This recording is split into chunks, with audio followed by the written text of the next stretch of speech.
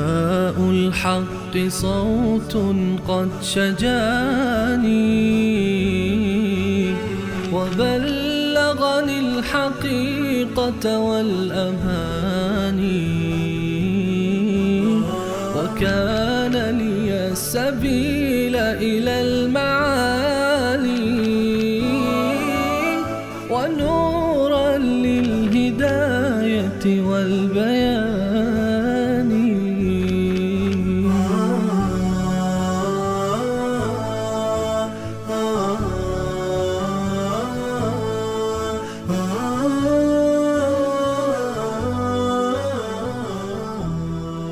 بسم الله الرحمن الرحیم. اللهم صل علی محمد و علی آل محمد کما صلیت علی ابراهیم و علی آل ابراهیم انک حمید مجید و بارک علی محمد و علی آل محمد کما بارکت علی ابراهیم و علی آل ابراهیم انک حمید مجید.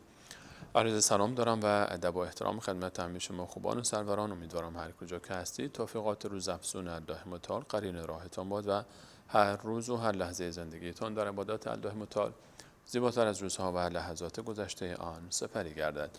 الله را شاکریم به خاطر اینکه بار دیگر بر من و شما منت نهاد تا با سوره دیگر از کلام الله مجید در خدمت شما خوبان و سروران باشیم و بررسی معانی آیات این سوره عظیم، سوره مبارکه البروج، از جمله سوره هایی است که در مکه مکرمه نازل شده است و نام این سوره برگرفته از آیه اول این سوره است و اشاره داره به برج‌های قمری. بروج یعنی جمع برج هست. برج یعنی ماه‌ها و اون شکل‌هایی که ستارگان در هر ماه در آسمان تشکیل میدن اونها برج گفته میشه و اسمهایی در فارسی به زبان فارسی ماه‌ها اسمهایی داره برای خودش: ماه سنبله، سرطان، اسد، جوزا و اسمهایی که برای اینها گرفته میشود. الله متعال در این سوره میفرماید: اعوذ بالله من الشیطان الرجیم بسم الله الرحمن الرحیم والسماء ذات البروج. و قسم به آسمانی که دارای برج هاست. برج ها اشاره کردیم که به مجموعه صور فلکی و شکل‌های فلکی گفته میشه که در آسمان در هر ماه از سال تشکیل میشه. از اونجایی که کره زمین در حال حرکت است به دور خورشید، در هر ماه ستارگانی که در آسمان زمین مشاهده میشن متفاوتن با ستارگان ماه قبل و هر کدوم شکل‌هایی رو تشکیل میدن در آسمان و هر کدوم از اینها برج گفته میشه. الله متعال قسم میخورن، قسم به آسمان دارای برج ها و این نشان عظمت آسمان است.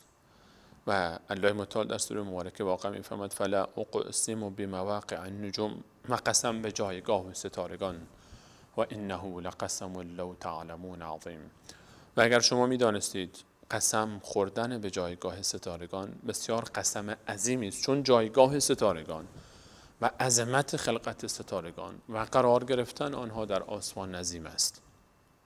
و السماء ذات البروج، قسم به آسمانی که شگفتی ها دارد و در او ستارگان عظیم و بی حد و حساب شکل‌های عجیبی رو تشکیل دادن. و الیوم الموعود، و قسم به آن روز وعده داده شده، روز قیامت. و شاهد و مشهود، و قسم به هر آن که شاهد است در روز قیامت و شهادت می‌دهد، از خود پوست بدن انسان گرفته و دست دهان انسان و پاهای انسان و ملائکه و انبیای الهی و ذات الهی که همه اینها شاهد خواهند بود برای انسان و شهادت میدهند بر این که رسالت به او رسیده است و شهادت میدهند که این کار را کرده است و یا نکرده است. شهادتی که داده می شود. قسم به شاهدان و مشهود، و قسم به آنچه که مورد شهادت قرار می گیرد. انسانی که بر علیه او شهادت داده می شود. همه انسان ها در آن روز الله متعال به هر چی که دوست داشته باشه قسم می خوره و ما حق نداریم به غیر از ذات الهی و صفاتش به چیز دیگری قسم بخوریم. او ذات الله است و هر کاری دوست داشته باشد انجام می دهد. قتل اصحاب الاخدود، قسم که آنچه وعده الهی است محقق خواهد شد و دروغ نیست. قتل اصحاب الاخدود. نفرین و مرگ باد بر صاحبان خندقهای آتشین. اخدود به خندقهای آتشینی گفته میشه که برپا میشد برای سوزاندن انسانها. این حکایت اشاره داره به داستانی که در یمن اتفاق افتاد قبل از رسالت و قبل از تولد رسول الله علیه السلام.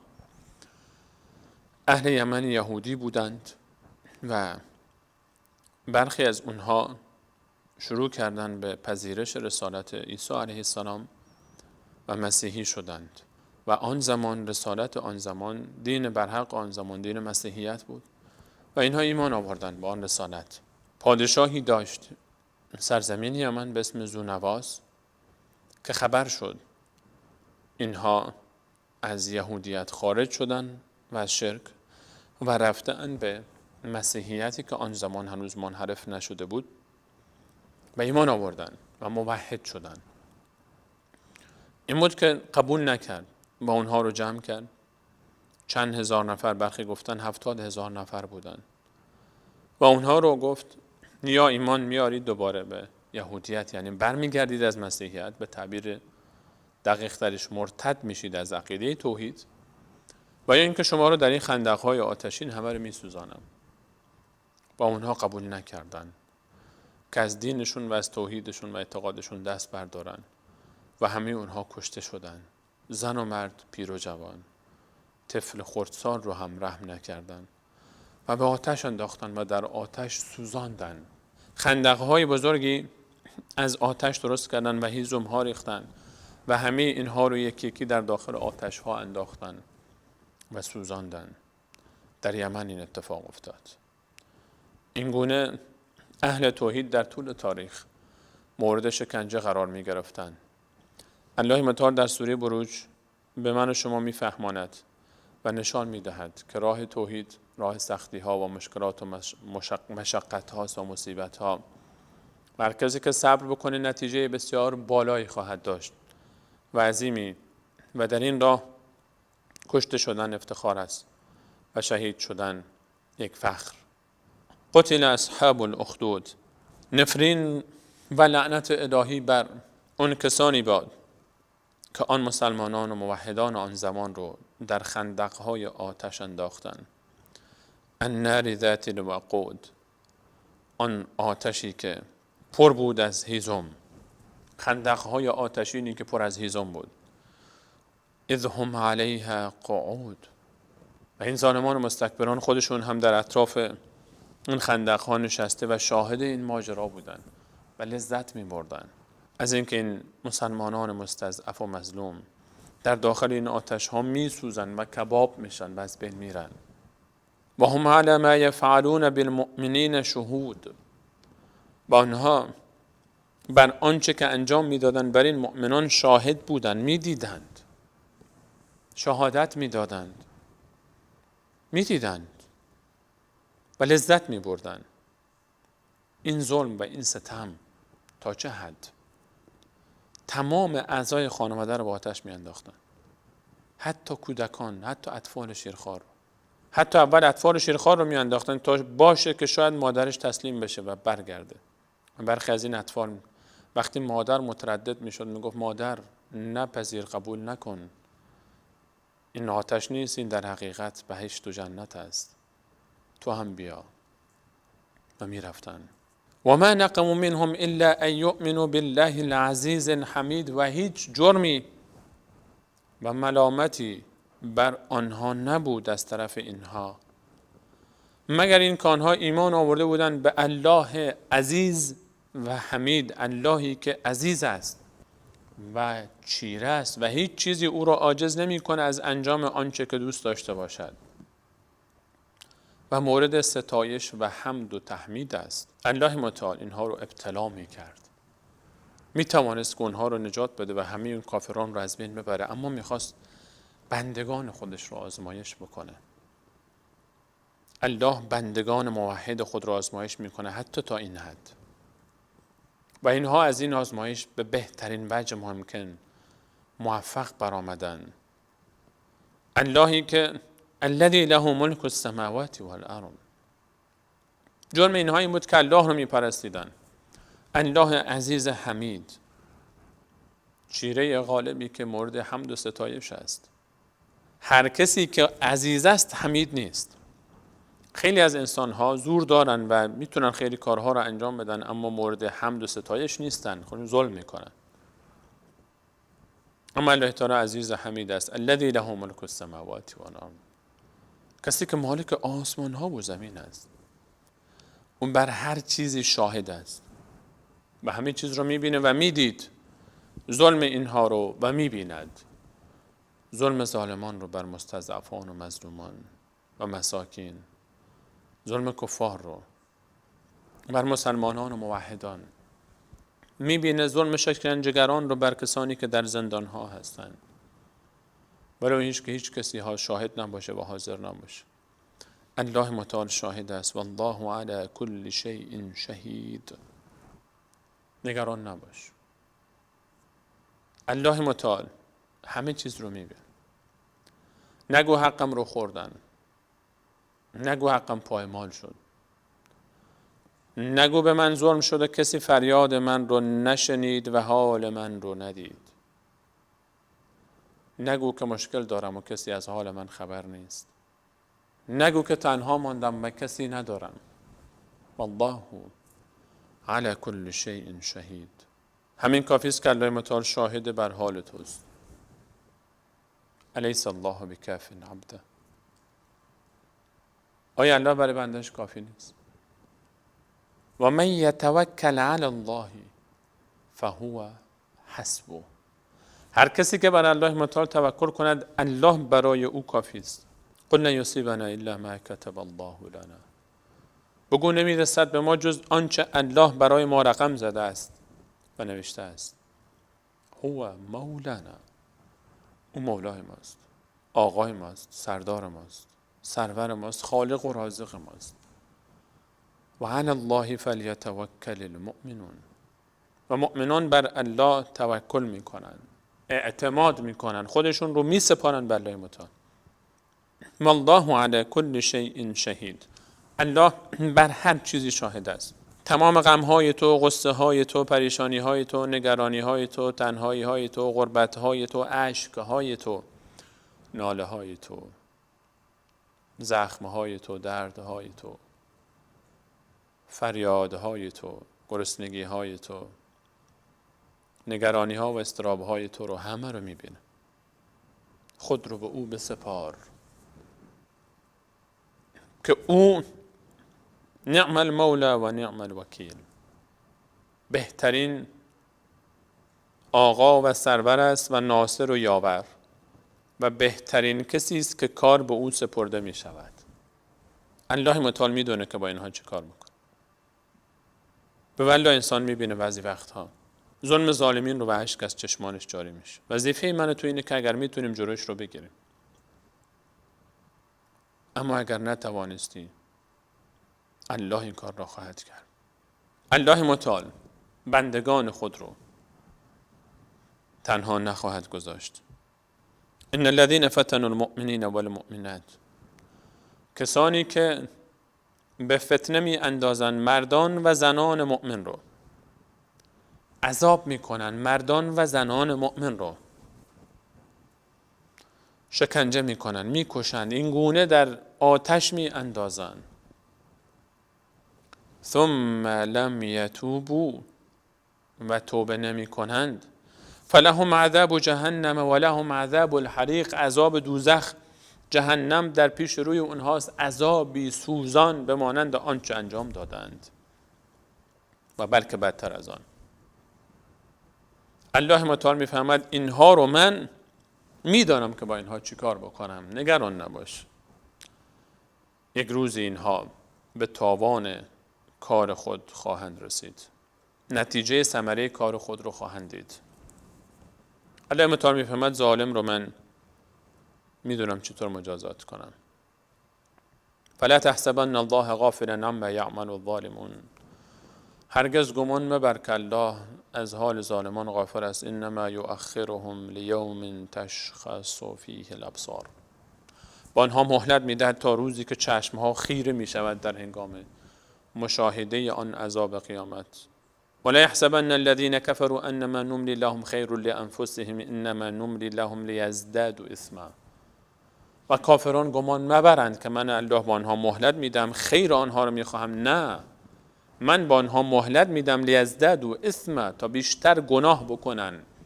گمان مبر که الله متعال از حال ظالمان آدم کش فاسق و فاجر بی خبر است. به آنها مهلت میده تا بیشتر گناه کنن، بیشتر عذاب بکشن. اون مؤمن و مسلمان شهید میشه، به بهشت میره.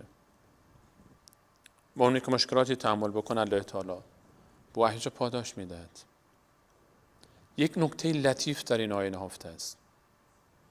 ان الذين فتنوا المؤمنین والمؤمنات، کسانی که عذاب میکنن مردان مؤمن و زنان مؤمن رو، و در سیاق آیات سوره بروج حکایت داستان اصحاب اخدود، خندق‌هایی از آتش برای کشتن 70,000 نفر از مؤمنان آماده شده. الله متعال درباره اینها صحبت می‌فرماید اگر اینها ثم لم یتوبوا فلهم عذاب جهنم، اگر توبه نکنند عذاب دوزخ دارند. اگر توبه کنند چی؟ عذاب ندارند. الله متعال می‌فرماید حتی اگر همین اصحاب اخدودی که رفتن 70,000 نفر رو آتش زدن و سوزاندند هم توبه کنن، اونها رو میبخشن. فرمود ثم لم یتوبوا فلهم عذاب جهنم، اگر توبه نکنن عذاب جهنم. اگر توبه کردن چی؟ میبخشمش. ان الله یغفر الذنوب جمیعا. الله متعال تمام گناهان شما را میبخشد، حتی اگر این گناه اصحاب اخدود باشه، حتی اگر اینها اصحاب اخدود باشن و اینها در خندق‌های از آتش کشته باشن انسان‌ها رو، بله میبخشه. الله متعال فرماید اگر اینها توبه نکنن میرن دوزخ، اگر توبه بکنن معناش اینه که نمیرن دوزخ، یعنی میبخشمشون. این الله است. الله متعال میفرماید اینها رو من میبخشم. این رحمت الهی است. این رحمان و رحیم است. این خدای من و توست. اون اللهی که اصحاب اخدود رو هم اگر توبه بکنن میبخشه، اون موقع اگر من و توی گناهکار مسلمان توبه بکنیم نمیبخشه؟ من و تو رو نخواهد بخشید. این الله رحمان و رحیم است. این الله من و توست. ان الذين آمنوا، اگر توبه کردن، ایمان آوردن، و کسانی که به صورت عموم ایمان دارن، ان الذين آمنوا وعملوا الصالحات لهم جنات، برای اینها باغ‌هایی است تجری من تحتها الانهار، از فرودست آن، از زیر کاخهای آن نهرها جاری است. ذلك الفوز الكبیر، این رستگاری بسیار بزرگ است. عذاب دوزخ برای کسانی که شکنجه میکنند و توبه نمیکنند، و جنت الهی برای اون کسانی که در زیر این شکنجه ها به شهادت میرسند و کشته میشوند. ذلك الفوز الكبیر. تنها در یک جای قرآن کریم این تعبیر استفاده شده، ذلك الفوز الكبیر، این رستگاری بسیار بزرگی است. فقط یک جا، برای کسانی که نسلشون منقرض شد، 70,000 نفر کشته شدن، آتش زده شدن، در ظاهر اینها موفق نشدن، اما الله تعالی میفهمد این همون رستگاری حقیقی این است. از این بیشتر چی میخوان؟ کسی که شهید میشه اون هم به این وضعیت در آتش، خودش و خانوادهش. ذلک الفوز الکبیر، این فوز کبیر است. گمان مبر اگر جای جنگی شد، ظالمی، فاسقی، فاجری آمد شهری از مسلمان ها رو خراب کرد و آتش زد و کشت، اونها شکست خوردند. ذلک الفوز الکبیر، این فوز کبیر است. اونها شهید شدند و بالله به جنت رسیدند. آنها که باقی ماندن پایبندتر شدند، صبر کردند و استقامت کردند و در برابر این صبر استقامت پاداش میگیرند. ذلك الفوز الكبیر، فوز کبیر برای 70,000 نفری که با خانه و خانواده همه در آتش انداخته شدن و سوختن، بله، مهم نتیجه کار است که به جنت رفتن. ذلک الفوز الکبیر. اما ظالمان را الله تعالی مهلت نخواهد داد. ان بطش ربک لشدید. گرفت و مؤاخذه الله متعال خیلی سخت خواهد بود. انه هو یبدئ و یعید. او خلق کرده این دنیا رو و دوباره شما رو زنده خواهد کرد در عالمی دیگر و اونجا حساب کتاب خواهد بود و اونها رو حساب کتاب خواهد کرد. عذابشون رو در این دنیا عذاب میده، اون دنیا هم دوباره عذاب اونها رو اعاده خواهد کرد. همیشه عذاب خواهند دید اینها. و هو الغفور الودود. او ذاتی است که بسیار بخشنده است، میبخشد. غفور یعنی غفران، مغفرت میکنه گناهان رو. الودود از ود گرفته میشه، دوست دار است. بخشنده‌ای که دوست دارد، میبخشه و دوست داره. خیلی ها رو ما میبخشیم اما دوست نداره، بخشیدیمت اما دوستش نداره. الله اینطور نیست. الله متعال بنده گناهکار، فاسق، فاجر، ظالم، کافر، مشرک رو میبخشه، حتی اصحاب اخدود، حتی این قاتلان رو اگر توبه صادقانه بکنن میبخشد و بعد از بخشیدن دوست هم دارد. او الله رحمان رحیم است، میبخشد و دوست دارد. بعد از بخشیدن، تا دیروز اگر دوست نداشت، گناهکار بود، کافر بود، مشرک بود، امروز این بنده توبه کرد پیش الله تعالی، همین که میبخشد هم میبخشد. هم فمن تاب و آمن و عمل عملا صالحا فاولئک یبدل الله سیئاتهم حسنات. همه گناهانش رو میبخشه و تمام بدیهایش رو تبدیل میکنه به نیکیها و او رو دوست میدارد. و هو الغفور الودود. بخشنده است که او رو دوست دارد. یعنی معنی دیگرش، وقتی که میبخشد شایسته دوست داشتن میشه بنده.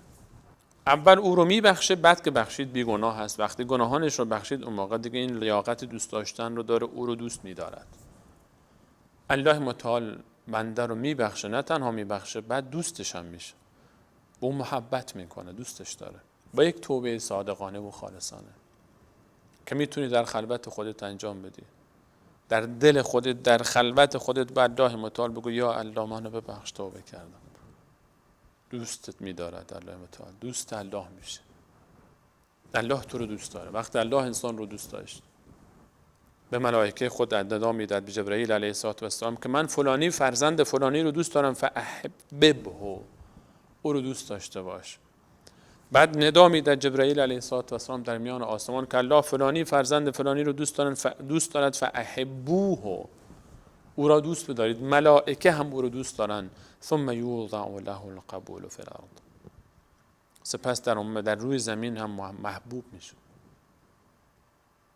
با یک توبه خالصانه. چقدر زیباست، چقدر راحته برگشتن به پیش الله متعال و چقدر ساده است. یک همت جانانه میخواد از من و تو. و هو الغفور الودود. هم میبخشه هم دوست میدارد. بعد از بخشیدن هم دوست داره تو رو، هم میبخشه هم دوست داره. ذوالعرش المجید. او صاحب عرش با عظمت و با مجد و کرامت است. فعال لما یرید. هر چه بخواهد انجام میدهد.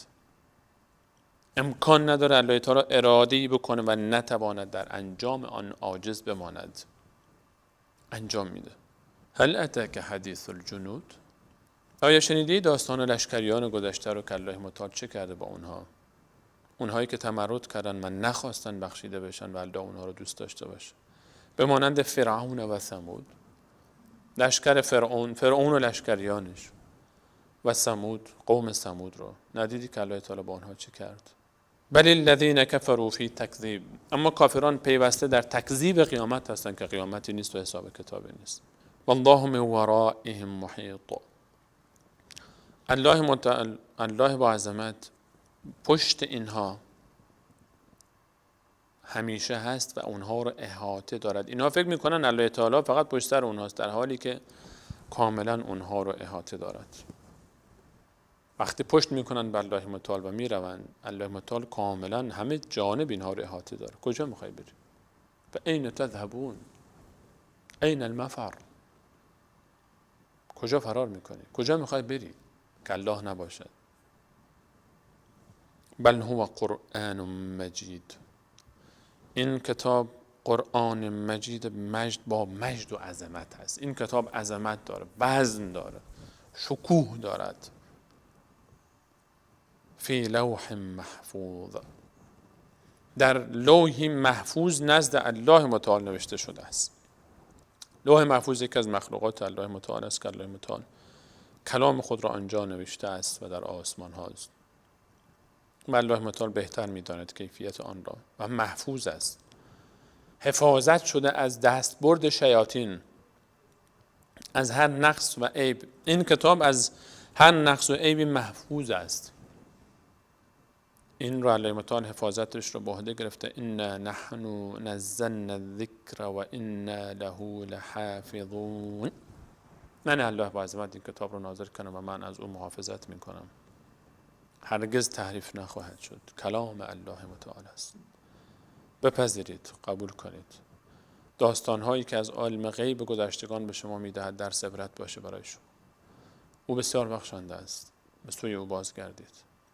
از الله متعال میخوایم که ما رو مورد رحمت، بخشش و مغفرت خود قرار بده و با غفوریت و ودودیت خود با ما تعامل کند و ما رو حسن خاتمه نصیب فرماید و در جنت الفردوس با انبیا، صدیقین، شهدا و صالحین محشور گرداند.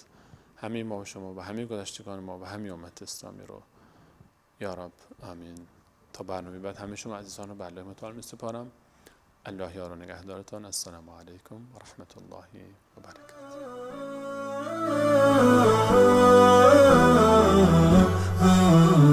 نداء الحق صوت قد شجاني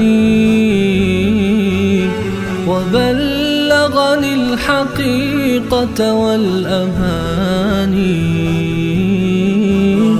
وكان لي السبيل إلى المعاني